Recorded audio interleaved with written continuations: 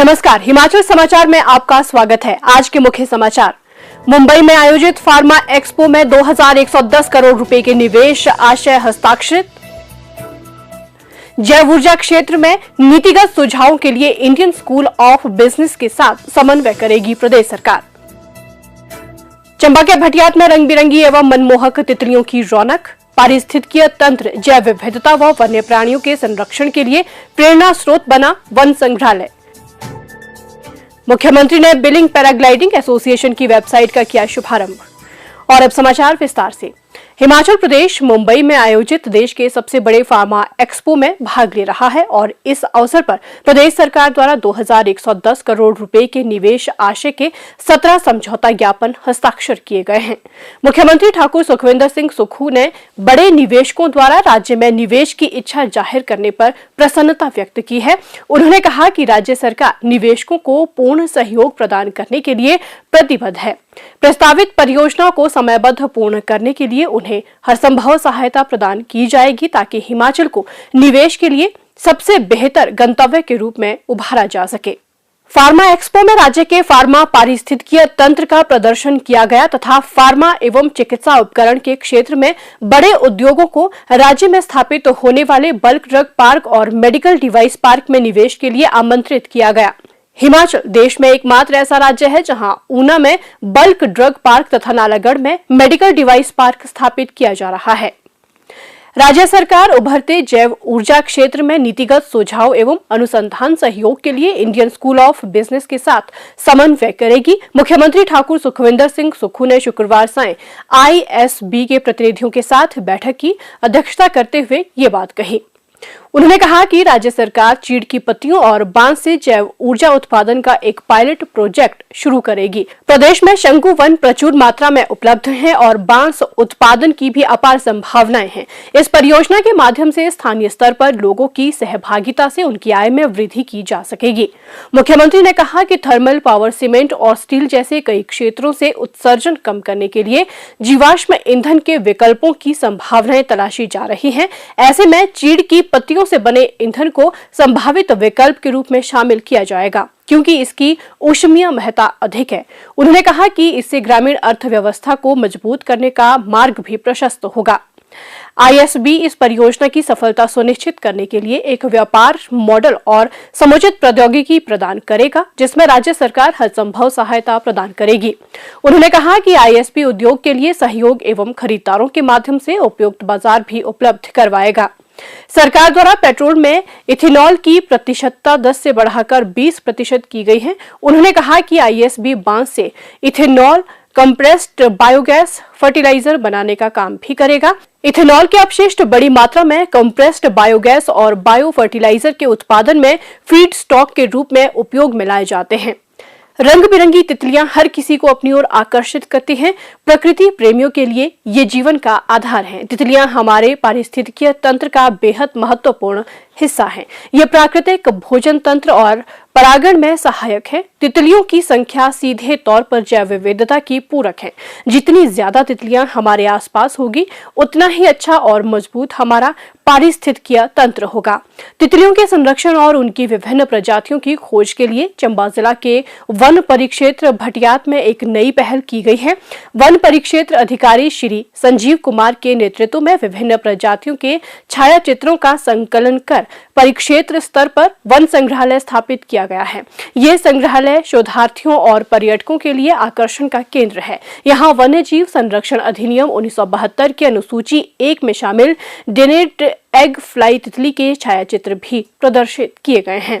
श्री संजीव कुमार ने बताया कि उन्हें तितलियों के संरक्षण का विचार तमिलनाडु वन अकादमी कोयम्बटूर में प्रशिक्षण कोर्स के दौरान आया। जुलाई 2021 में भटियात वन परिक्षेत्र में उन्होंने तितलियों के संरक्षण पर कार्य शुरू किया। डॉक्यूमेंटेशन का उद्देश्य वन संरक्षण व पर्यावरण की गुणवत्ता को दर्शाना है। इस म्यूजियम का मेन उद्देश्य है लोगों को अवेयरनेस करना वन्य प्राणियों के बारे में और फॉरेस्ट कंजर्वेशन, बायोडाइवर्सिटी कंजर्वेशन।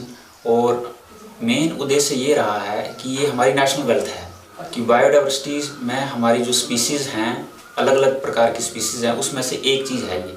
तो उसमें से ये एक नेशनल वेल्थ में हम डॉक्यूमेंट करने की कोशिश की है। तो इस बार हमें इस वर्ष में और डॉक्यूमेंटेशन करने के कार्य बाकी है। अभी 120 एस्टिमेशन है, अभी तक हम 57 तक डॉक्यूमेंट किया हुआ है। तो इन तितलियों से का जो पर्यावरण में जो योगदान है वो पॉलिनेशन में है, और जहाँ पे ये तितलियाँ पाई जाती हैं वहाँ पे ये माना जाता है कि वहाँ का जो इकोसिस्टम है वो एक हेल्दी इकोसिस्टम है। और ये तितलियाँ जो है, जो जंगली हमारे पौधे हैं उनकी पॉलिनेशन में हेल्प करती हैं। मतलब जो स्पीसीज एंडेंजर्ड होने की कगार पर होती तो उनके ये पॉलिनेशन में हेल्प करती हैं। तो इनका पर्यावरण में, बायोडाइवर्सिटी में बहुत महत्वपूर्ण योगदान है और रहेगा भी।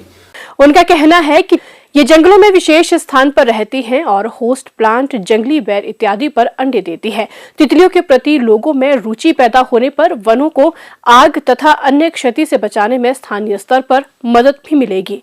विषय विशेषज्ञ श्री लवीश गरलानी कहते हैं कि वे पिछले 12 सालों से तितलियों पर कार्य कर रहे हैं। उनका कार्य मुख्य रूप से लार्वा व होस्ट प्लांट इंटरेक्शन पर आधारित है। लगभग पिछले 12 वर्षों से बटरफ्लाइज के ऊपर काम कर रहा हूँ। जो मेरा मुख्य तौर पर काम है वो बटरफ्लाइज के लार्वा और होस्ट प्लांट इंटरेक्शन के ऊपर है। और अभी पिछले साल जुलाई 2022 में हमने सिउंता में एक वाइल्ड पतियात नाम का प्रोजेक्ट स्टार्ट किया था, जिसमें हमने बटरफ्लाइज डॉक्यूमेंटेशन के ऊपर सबसे ज़्यादा ध्यान दिया। तो यहाँ पर अगर हम हिमाचल प्रदेश की बात करें तो पिछले अगर 100 वर्षों का डेटा अगर हम देखें या लिटरेचर जो देखें जो बटरफ्लाइज का है, तो हिमाचल में लगभग 430 के लगभग स्पीशीज़ जो हैं वो संभावित हैं। और उसमें से जो अगर हम भटियात की बात करें तो भटियात में 120 या 130 के लगभग स्पीशीज़ जो हैं वो एक्सपेक्टेड हैं। तो उसमें से हमने पिछले साल जो है वो 57 स्पीशीज़ को डॉक्यूमेंट किया था। उस 57 स्पीशीज़ में से जो है वो हमने यहाँ पे एक म्यूज़ियम बनाया है, इसमें 30 स्पीशीज़ की फ़ोटोग्राफ्स लगाई हुई हैं, और बाकी के जो 27 स्पीशीज़ हैं उनका हमने डेटा वहाँ पे वो डॉक्यूमेंट करके रखा हुआ है। इस वन संग्रहालय को बच्चों के लिए भी खुला रखा गया है। जंगली जड़ी बूटियों, वन उपज तथा अन्य वन्य प्राणियों की तस्वीरें भी यहाँ अंकित की जाएगी। वन संग्रहालय को एक जागरूकता केंद्र के रूप में विकसित करने की भी योजना है। मुख्यमंत्री ठाकुर सुखविंदर सिंह सुक्खू ने शुक्रवार सायं बिलिंग पैराग्लाइडिंग एसोसिएशन की आधिकारिक वेबसाइट का शुभारंभ किया। इस अवसर पर उन्होंने कहा कि इस वेबसाइट के माध्यम से पैराग्लाइडिंग और अन्य साहसिक गतिविधियों में रुचि रखने वाले लोग लाभान्वित होंगे और उन्हें आवश्यक जानकारी भी प्राप्त होगी। इससे क्षेत्र में पैराग्लाइडिंग गतिविधियों सहित साहसिक पर्यटन को प्रोत्साहित करने में मदद मिलेगी। मुख्यमंत्री ने कहा कि हिमाचल में पैराग्लाइडिंग की अपार संभावनाएं हैं और प्रदेश सरकार इस क्षेत्र को बढ़ावा देने के लिए दृढ़ प्रयास कर रही है। और अब आज की अन्य खबरों पर नजर डालते हैं तेज समाचार में। शिमला जिला के डोडरा-क्वार क्षेत्र के एक प्रतिनिधि मंडल ने मुख्य संसदीय सचिव श्री मोहनलाल ब्राक्टा की अध्यक्षता में शिमला में मुख्यमंत्री ठाकुर सुखविंदर सिंह सुक्खू से की भेंट, क्षेत्र से संबंधित मांगों से करवाया उन्हें अवगत। मुख्यमंत्री ने प्रतिनिधि मंडल को किया आश्वस्त, प्रदेश सरकार उनकी उचित मांगों पर सहानुभूतिपूर्वक करेगी विचार। Himachal Pradesh private nursing institution association ने मुख्यमंत्री ठाकुर सुखविंदर सिंह सुक्खू को शिमला में मुख्यमंत्री राहत कोष के लिए 5,01,000 रुपए की राशि का चेक किया भेंट। मुख्यमंत्री ने इस पुनीत कार्य के लिए किया आभार व्यक्त। प्रथम बार निर्वाचित विधायकों की एसोसिएशन ने अध्यक्ष श्री केवल सिंह पठानिया की अध्यक्षता में मुख्यमंत्री ठाकुर सुखविंदर सिंह सुक्खू से शिमला में की भेंट। राष्ट्रीय बचत राज्य सलाहकार बोर्ड के नवनियुक्त उपाध्यक्ष श्री प्रकाश चंद कराड़ ने भी गत दिवस मुख्यमंत्री से की शिष्टाचार भेंट। और अब प्रदेश के मौसम पर एक नजर।